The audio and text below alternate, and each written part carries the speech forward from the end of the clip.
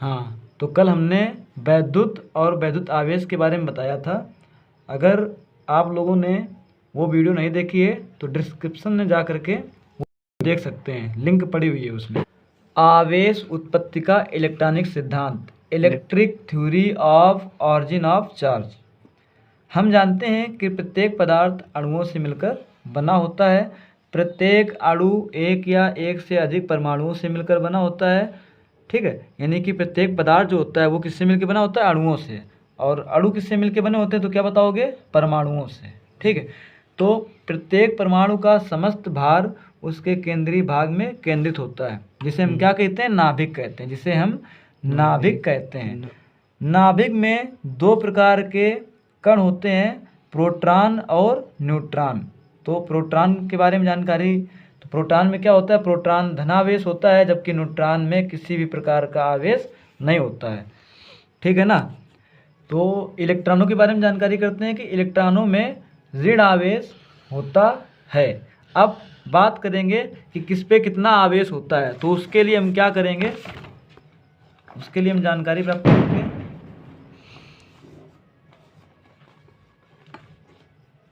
कि जो प्रोटॉन होता है वो कैसा होता है? धन आवेश होता है। ठीक है, और उस पर 1.6 इंटू 10⁻⁻19 कूलाम इतना आवेश होता है। ठीक है, अच्छा, इलेक्ट्रॉन पे क्या होता है?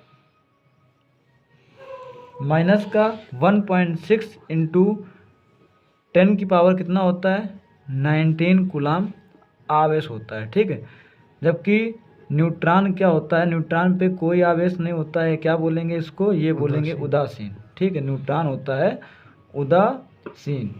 ठीक है, तो हमको पता चल गया कि किस पे कितना आवेश होता है। ठीक है, अब अंतिम कक्षा में इलेक्ट्रॉनों पर आकर्षण बल का मान बहुत कम होता है, अतः बाह्य ऊर्जा की सूक्ष्म मात्रा से इलेक्ट्रॉन अपने नाभिक से मुक्त होकर पृष्ठ पर गति करते हैं।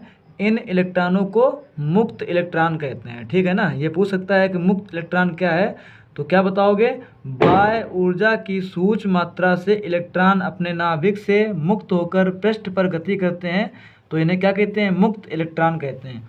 यही मुक्त इलेक्ट्रॉन वस्तुओं के आवेशित या विद्युतमय होने के जिम्मेदार होते हैं।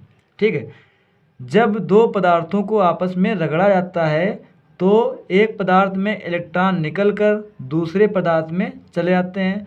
इस प्रकार पहले पदार्थ में इलेक्ट्रॉनों की कमी हो जाती है और दूसरे पदार्थ में इलेक्ट्रॉनों की अधिकता हो जाती है।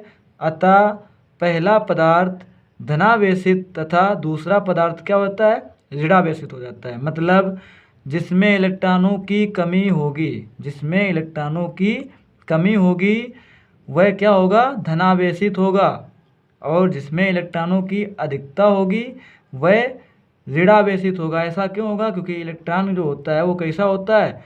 ऋणावेशित होता है। तो जिसमें इलेक्ट्रॉनों की अधिकता होगी वो क्या होगा? और अधिक ऋणावेशित हो जाएगा। ठीक है ना। अब आते हैं प्रेरण द्वारा आवेशन। ठीक है, प्रेरण द्वारा आवेशन, चार्जिंग बाय इंडक्शन। जब किसी आवेशित छड़ को विद्युत रुद्ध स्टैंड पर रखे किसी अनावेशित चालक के पास लाया जाता है तो अनावेशित चालक के पास वाले सिरे पर विजातीय आवेश तथा दूरवर्ती सिरे पर सजातीय आवेश उत्पन्न हो जाता है। इस क्रिया को आवेश का प्रेरण या स्थिर वैद्युत प्रेरण कहते हैं। ठीक है ना। तो इसमें क्या होता है कि अगर आवेश सजाती होंगे, अगर जो आवेश हैं वो अगर सजाती होंगे तो उसमें क्या होगा? प्रतिकर्षण होगा। आवेशों के बीच में क्या होगा? प्रतिकर्षण होगा। और अगर आवेश विजाती हैं, अगर दो आवेश हैं वो क्या हैं? विजाती हैं, तो दोनों आवेशों के बीच में आकर्षण होगा। ठीक है ना, दोनों आवेशों के बीच में क्या हो जाएगा? आकर्षण होगा। कब? जब विजाती होंगे। ठीक है, अब आवेश का संरक्षण, इसके बारे में जानकारी लेंगे। तो किसी विलगित अथवा पृथक्कृत निकाय का कुल आवेश संरक्षित रहता है। मतलब आवेश ना तो नष्ट होता है और ना ही उत्पन्न होता है, बल्कि एक अवस्था से दूसरी अवस्था में क्या हो जाता है, परिवर्तित हो जाता है। ठीक है, एक अवस्था से दूसरी अवस्था में उसका परिवर्तन हो जाता है। ठीक है, इसके बाद में आगे आते हैं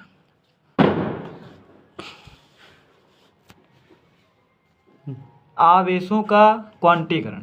ठीक है, अब इसमें क्या है, सभी मुक्त आवेश परिमाण में आवेश की मूल इकाई इलेक्ट्रॉन के पूर्ण गुणज में होते हैं। किसी आवेशित पदार्थ पर आवेश का परिणाम मूल आवेश इलेक्ट्रॉन के परिमाण के पूर्ण गुणज में होता है, अर्थात Q इक्वल टू क्या हो जाएगा, N इंटू E।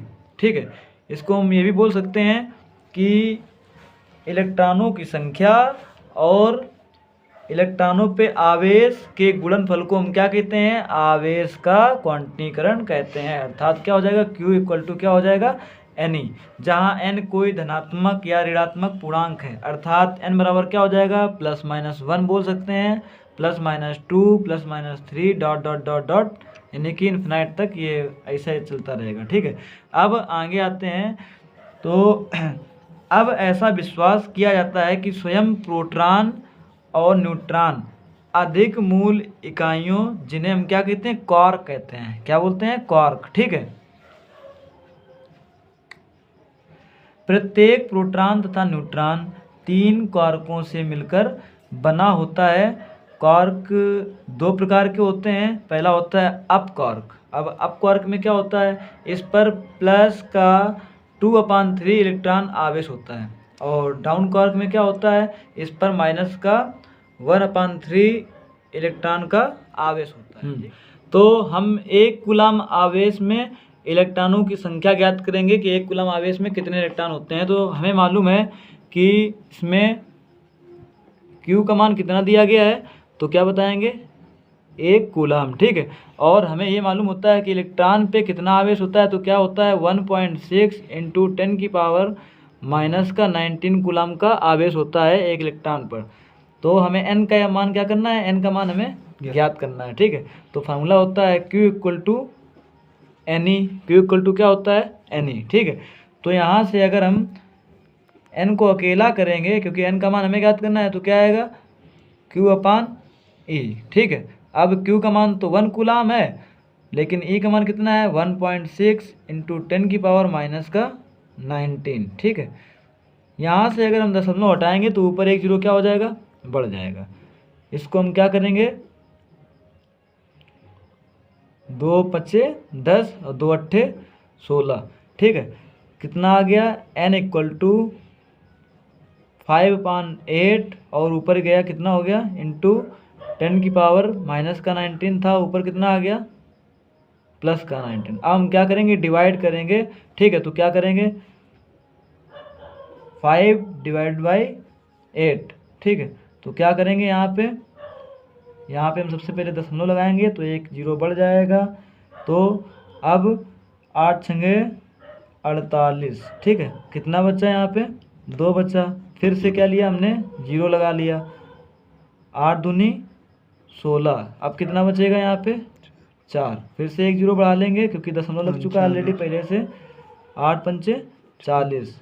ठीक है, तो इसका फाइनल जो आंसर आ गया, कितना आ गया, 0.625 × 10⁻19। तो n इक्वल टू दशमलव से यहाँ से उठाएंगे एक खाना, अगर इधर हम करेंगे तो इसमें क्या हो जाएगा, -1 हो जाएगा। तो 6.25 × 10⁻18 इलेक्ट्रॉन, ये होता है 1 कूलम आवेश में इलेक्ट्रॉनों की संख्या। हाँ, तो आज के लिए बस इतना ही रखते हैं। कल हम पढ़ेंगे कूलम के नियम के बारे में। बहुत इंपॉर्टेंट टॉपिक रहेगा कल का, कूलम का नियम। ठीक है, तो आज जो भी डाउट्स हैं वो हमें कमेंट बॉक्स में आकर के बता दीजिए, और अपने दोस्तों को शेयर कर दीजिए, उनके जो डाउट्स हैं वो भी क्लियर हो जाएंगे। ठीक है ना, और हमारे चैनल को सब्सक्राइब कीजिए और वीडियो को लाइक कीजिए। ठीक है।